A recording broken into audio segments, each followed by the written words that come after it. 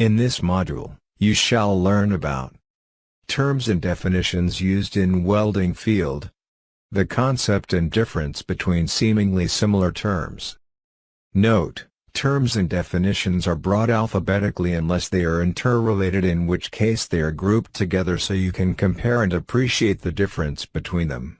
These groups are also potential exam question to check your understanding of the terms and definitions. Understanding important common terms. Code is a mandatory standard that has been accepted as the law of the country and hence mandatory. You cannot violate a code.